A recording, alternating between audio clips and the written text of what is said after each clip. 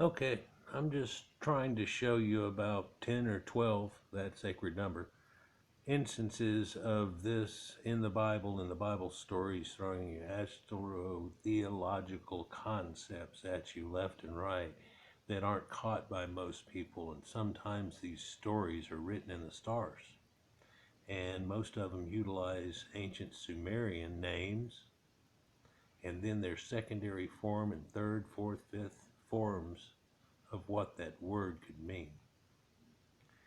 Here we're going to show one that just a weird story in your Bible where you hear that Samson, which is also a conflagration of other people here, of course, Hercules in his concept where he has to go through 12 zodiac signs worth of fighting.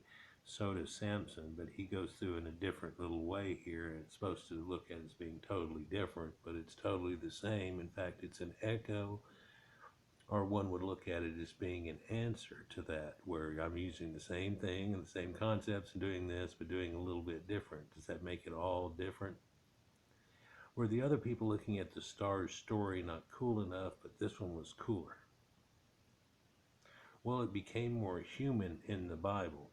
A lot of the people and the concepts in there became more human and seemed like something that really might have happened, as opposed to a lot of the fairy tales to a lot of people, especially when you go to church, and most of the time they steer away from stories like talking donkeys, which is the same donkey we're talking about here, are weird and odd stories. But this is one that they like to talk about because it sounds like somebody went all apeshit badass.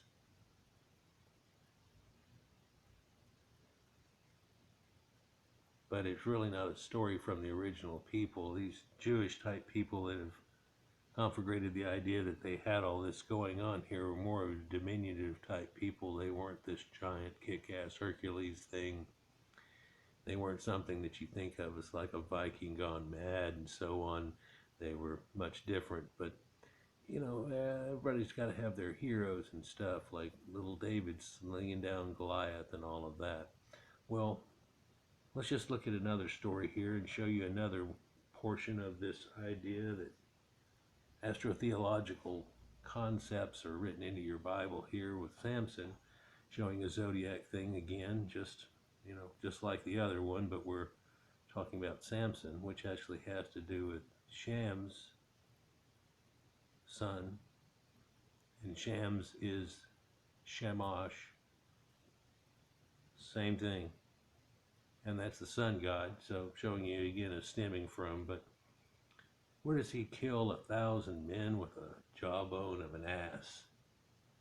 You know, it gives you a chance to say ass in school, but you know, you see ass is somehow taken to be bad. It's where we've done things like that, or certain symbols like swastikas and so on, and thrown bad on them. Whenever you look into it, you're like, why? Because ass just means donkey. And it's when somebody is stubborn. And if you're being an ass about something, you're just being stubborn about it. Like, you know, that's what that's meant to mean. But then again, we use the word for ass because donkeys quite often can sit down on their butt looking, if you've ever seen one, and other reasons. And a weird way we've taken ass as the meaning of our butt, and of course just a butt, which everyone has to be something that's bad. Isn't that odd? I mean, you could think of shit being bad to say and everything because it's excrement people are, but it's like, you know, we all do that every day too. I mean, what, what, well, it's just things that you can take out of it because you can compare somebody to it and things like that, and it really gets bad. Let's just go on here. So how do we get the donkey's jawbone that ends up slaying 1,000 men here? Samson's so kick-ass, he just whoops ass on these people with the jawbone of an ass, right? So the conflagration of this Sumerian words that we're talking about ends up making his name in the first place. If you know, Samson's in the Bible and everything, yeah, well, it's Sham's son in the first place. And in fact, that's what its name really means. And it means little son. And this is in Hebrew. Now, again, this is another piece of this from John McHugh. He's got a whole book about it that goes into massive depth, and he's pulled out a whole lot of this. He studied deep in Sumerian and figured out second and third forms of words and decided to utilize that and compare it to the ancient writings and end up getting concepts like this out of it. Because he studied a special third thing that put it all together and made these three puzzle pieces fit, he studied the astrotheological and found these concepts, and then he started not being able to not see it in just about every paragraph, every story in the Bible, and so on. Well, it's not that bad. Some of these come from that. Other ones, it's like you can't find it in the stars. Oh, it's something that really happened, but it didn't happen the way they're saying either. Or in fact, it may be just some part of some story out of the Iliad and the Odyssey, twisted around different with different people's names in it. Isn't that convenient? So that basically means little sun. And in a strange way, conflagrating words and so on, you can find the bull Taurus, and using the bull's eye and so on off of it, there's this little crown. And it's not the crown like we would think of, but that can be made in a different way, and I'll have another video about that. But this crown is a crown of the Sumerians with the bull horns on it and so on, and it's from the Hyades cluster that's here, and its name can be Mean or Agu, and Agu can also be Agu in its secondary form, like Aguu can actually be a boat, and then there's that boat that's down there in the other videos that I was talking about, and then you can take that Akkadian form of that word, which is like agru, or agru, and then take it to, and you think agriculture all of a sudden, but no, that's not the way the Greeks said it about it, but that sure is the Argos, and Argo becomes that, and so Argos, if you put that os idea, or that is on so many Greek things that you've heard about and everything. So here we go.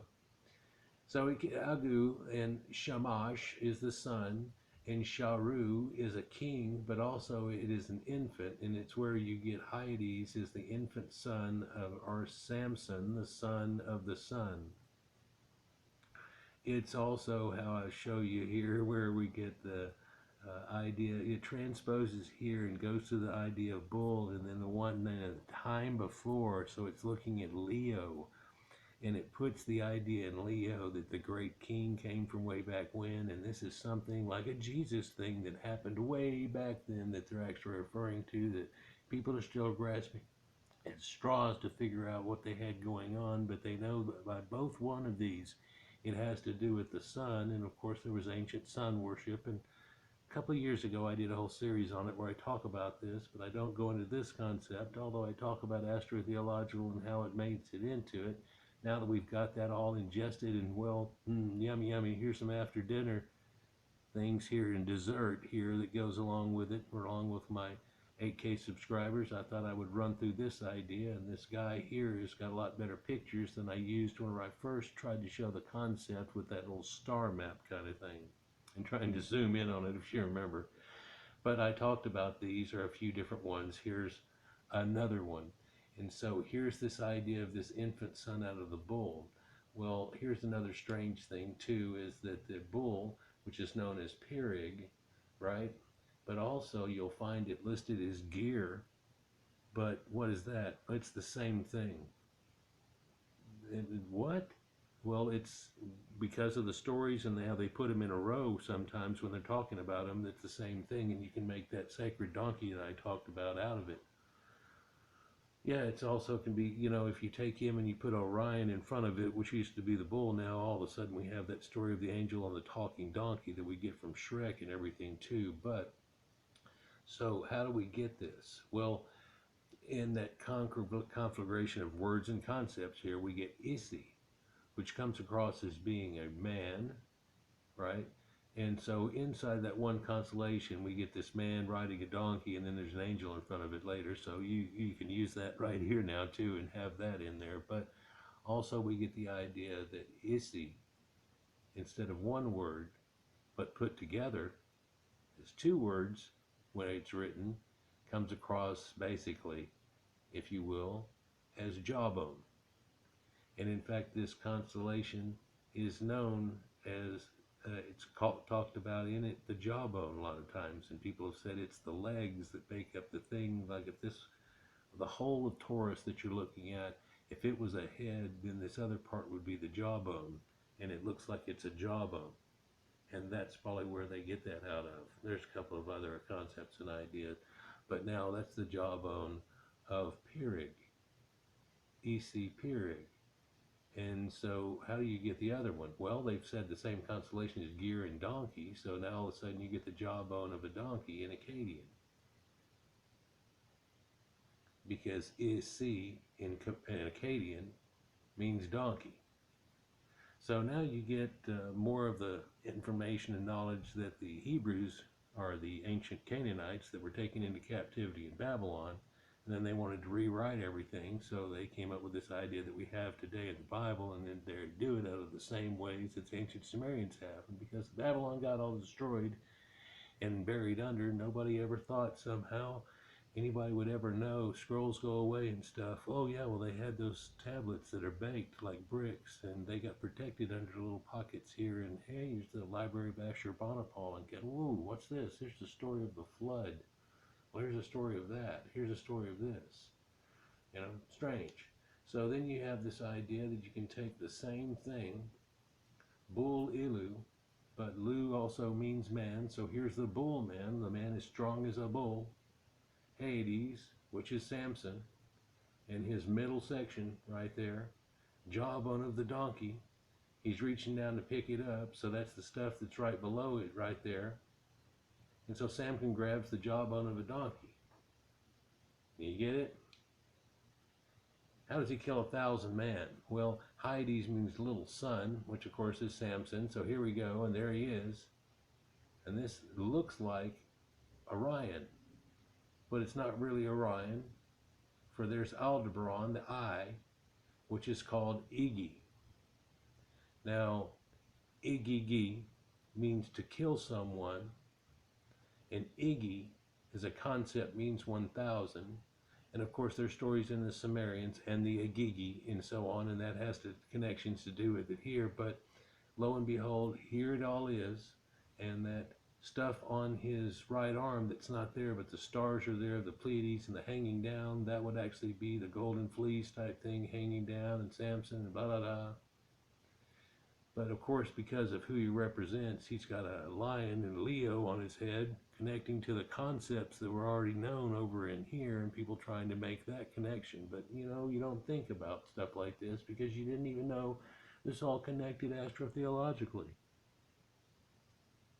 So you get that idea of a gigi or 1,000, and a gigi also means as a separated word to kill someone for the death. So that actually has to do with their concept of how the Bible and things happen, and then the Agigi show up and stuff, and everything goes crazy. Just like in the Bible, they have this concept that there was giants and so on that people still beckon in today. And hey, I can show you a couple of giants. Here's one right here, by the way. All you got to do is mess with a couple more words. Well, that's from Taurus and Lu, and so it means the man. So actually, basically, in this concept right here, you get Samson, the son of the sun. And here's the concept that was supposed to be Jesus was coming back as a warrior because he's the sun god, and that was the whole thing, and it's supposed to finish it off. With there's the people of the earth, and then the sun, then the storm god takes over, and then the sun goes, well, what's this? This is the concept of agriculture. It goes back where the plants are doing things they need to get rained upon, and then the sun cooks the clouds away and breaks through and makes everything grow. It's a simple concept, but here's the man that kills 1,000 people, Iggy, with a jawbone of an ass, and a bunch more. Peace.